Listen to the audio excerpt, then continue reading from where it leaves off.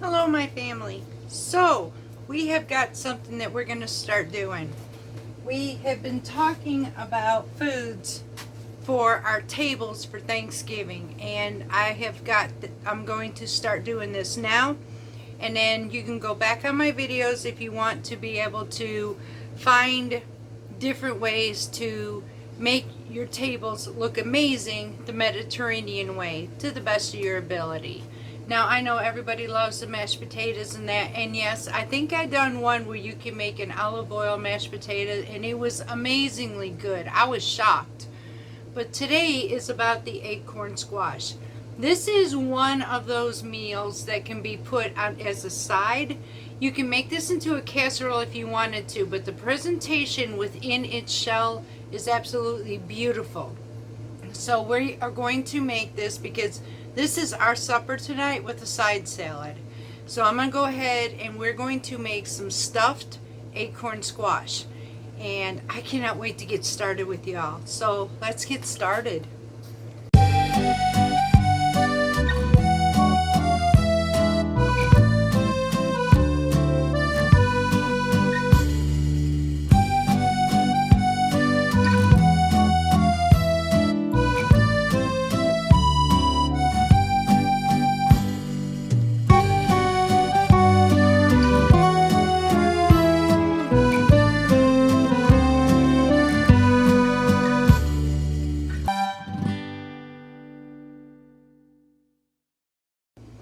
Okay, my family. So when I think about the holidays, I think about this beautiful spread.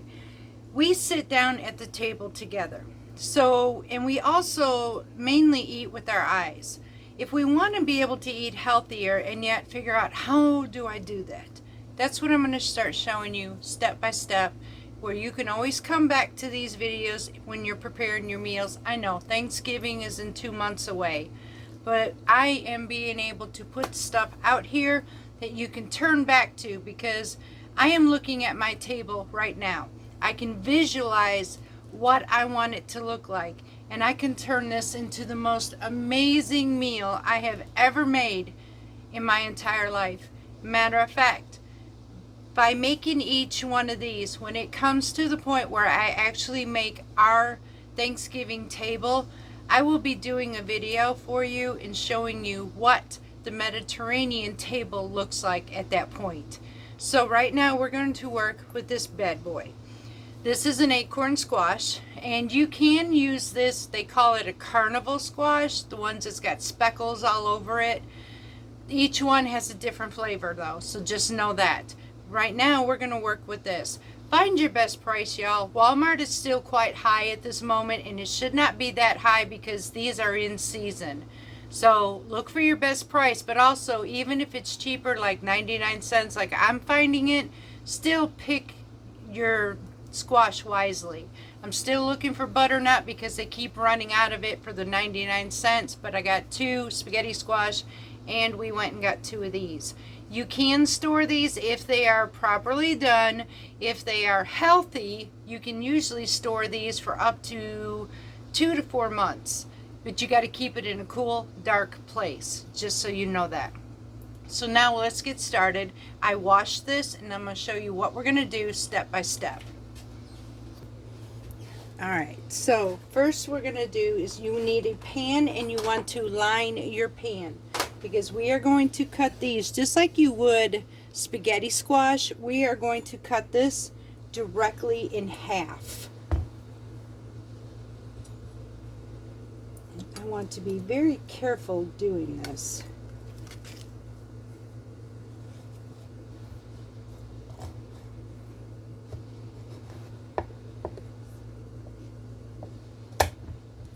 Beautiful. Okay, so the next step we want to do is clean out our cores, or clean out our pulp. So let me go ahead and get this cleaned out, and I'll show you what we're going to do next. Okay, so now we have, if you wanted to, you can cut the bottoms of this. Just make sure you don't cut all the way through it, just to make it where it could sit up better. Matter of fact, I might do that just on this one, because this one's sitting really nice as a bowl.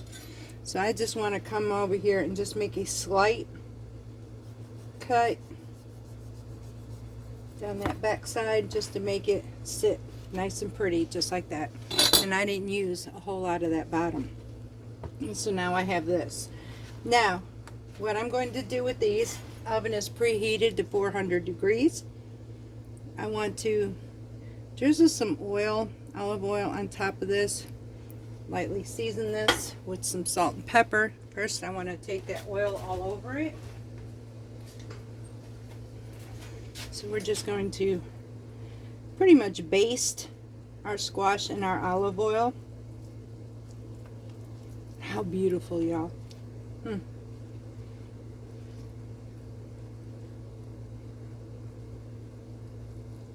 Okay, so now I'm going to take some salt and some pepper, generously season both of these as like so.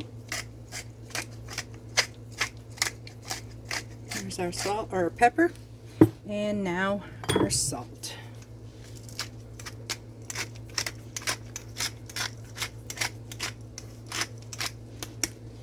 All right, now we're going to flip these upside down. We are going to roast these until they are fork tender. This can be anywhere from 25 to 30 minutes. So when these become fork tender, we'll be back, and in the meantime, we're going to work on our stuffing for these. All right, so we are going to work on our stuffing for our acorns. Now I'm going to tell you what I did. Normally we're going to use Italian sausage. Well, right now I've been using what's on the homestead, and I didn't have Italian sausage. However, I had some ground turkey. With the ground turkey, I got creative and added homemade Italian sausage seasoning to this, and I've been letting this marinate in the refrigerator for a little over an hour. So basically, I have Italian sausage made out of ground turkey. A little bit leaner, healthier, and we both enjoy this. And the flavor, oh lordy, it smells good. So we are going to be using ground turkey for ours. There is a ground turkey already done at the stores that you can purchase if you didn't have the seasoning to make your own or whatever. You can actually buy ground turkey that's seasoned Italian style as well. I just made mine homemade, y'all. So this is not actually your pork ground Italian sausage. You can do anything you want to do with this. There's no rules to this. It's just make it your own. So I'm going to cook this sausage down. This is going to be the main protein source into our squash. And once I come and get this done, we're going to set this aside, and then we're going to go ahead and get the next ingredients until we have this all perfectly beautifully together, because by that time these should be done to be filled. So let's go step by step. Let me go ahead and get this cooked, then I'll get this put aside, and then we'll go with the next step. Okay, y'all, so we turned on our heat, and we're going to saute diced small onion. And yes, I'll have the recipe for you all, I promise. 4 cloves of garlic. Now my garlic is quite large, so I'm using 3 really large size to equal out my 4. Minced.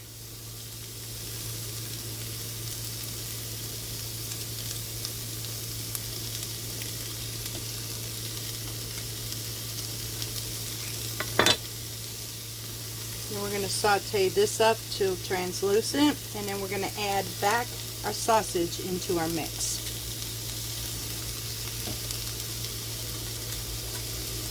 Now, as you've seen on the outside of this, I still have the rings of our garlic. I'm not going to let this go to waste, y'all. I'm actually going to mince this up and add it back to the pot because I don't want to waste anything.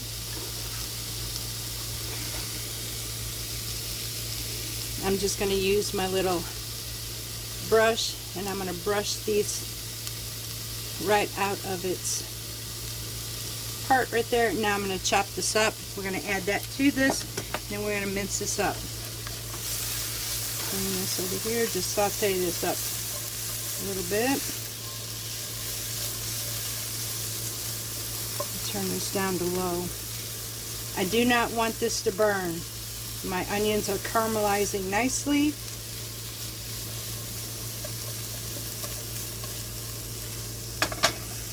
Just keep this mixed. Go ahead and get this chopped up right quick.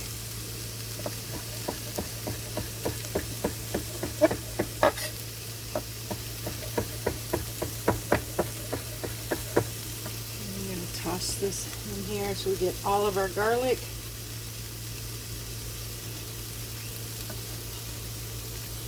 And I'm going to add my sausage back in here. And then mix all these flavors together. And then we're going to go ahead and add our seasonings.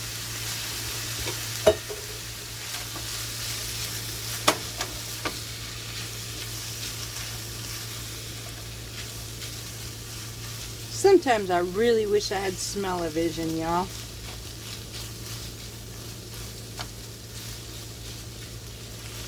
Okay, I'm going to let this sit for just a minute, and we'll come back and we're going to finish off the rest of the stuffing.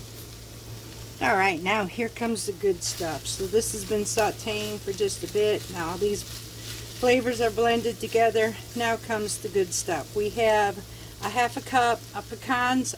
However, I'm substituting with walnuts because, again, we are using what we had on the homestead. I have a half a cup of cranberries, dried cranberries, and 1 tablespoon of Italian seasoning. And we're going to throw all of this together. You can add salt. I would suggest tasting it. If there's enough salt in your seasoning or your Italian sausage, you most generally don't need to add salt, but taste it. Tasting is one of the most important components in any type of cooking, because you always want to make sure that what you serve on your table is amazing. So you never know until you taste it first. So I taste everything, y'all. And it also teaches me when I'm trying to think about putting a meal together, by tasting everything, it tells me what it tastes like, so when I could put it together, I can pretty much, how do I explain this? I could pretty much taste what this mix tastes like before even trying it. I hope that made sense. Alright, so now we got this together. Now I'm going to add 4 ounces of spinach. Now this mix will make about 4 to 6 acorn squash. I'm going to have some extra so I can freeze it for my Thanksgiving acorn squash. So I'm going to go ahead and break up some fresh baby spinach into this mix.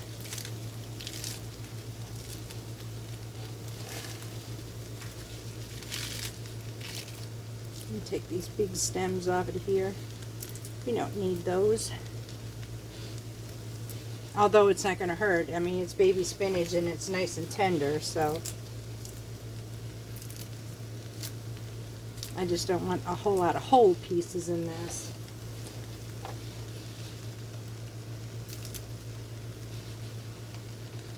And we're just going to mix all this in here as soon as I have just about that much left in this mix. So I'm just going to use everything I have in here and just put this in here. That's pretty much all I had left. Wow. See, that's what I said, y'all. And then I can get fresh new stuff afterwards. I just want to use what I have here. So now I'm going to go ahead and just mix this together. Wait till my spinach wilts. And then we are going to check on our acorn squash and see how tender it is and if we're ready to fill it or not. Can you see the Thanksgiving in this already? And most importantly, can you taste it? Alright, y'all, so I'm going to go ahead and let this cook down. In the meantime, I'm going to check on the acorn squash and we will be back. Okay, y'all, so our acorn squash is finished. We put this out of the oven. We're going to let this cool a bit. But in the meantime, we're going to flip this around. You're going to see the caramelization on the outside of that ring. That's exactly what we wanted. I'm going to flip these pretty babies. Look at that. Oh my word. They're beautiful, y'all. and flip. Now we're going to let these cool off for just a little bit, and we're going to come back and we're going to fill these. Now at this point I'm going to make one his and hers, because we're going to top this with cheese. One will be topped with Parmesan, the other with feta, and then I'll show you what we're going to do next. Our supper is almost complete, y'all, and this is all so far within 30 minutes. Okay, y'all, let's stuff these. Now, I will say that I thought I had some feta, but I guess I don't. However, I did pick something else up from Aldi's, and it's perfect, absolutely perfect for this. So if you ever get a chance to get this goat cheese with cranberry cinnamon, please do so, because to top that with this acorn squash with this mix would be over the top good. So, now like I said, I have more than enough stuffing, so this will be frozen for Thanksgiving. Now we're just going to very generously stuff each acorn squash.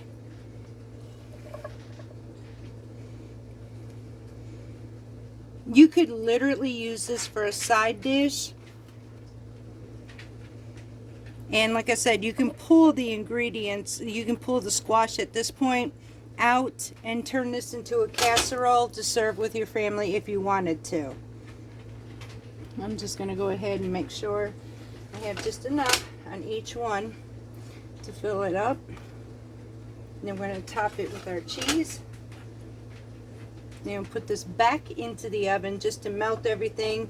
And y'all, supper's done.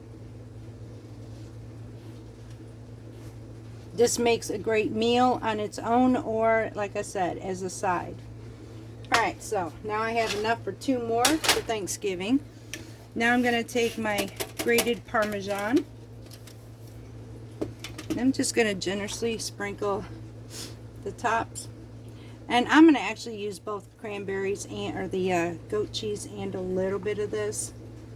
Hubby's is going to get more of a Parmesan crust on his. Just like so.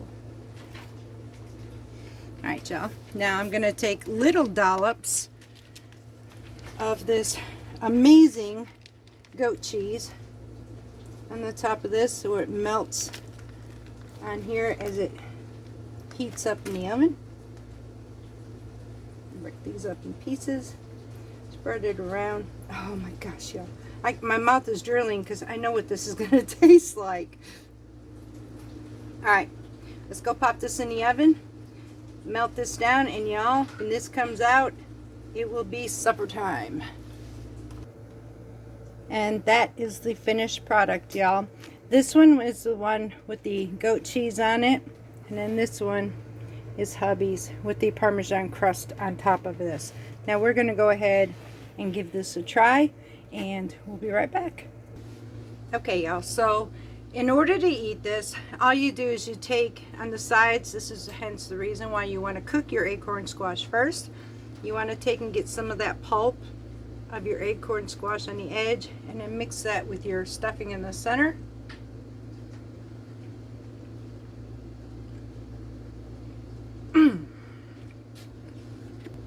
Oh my goodness, y'all.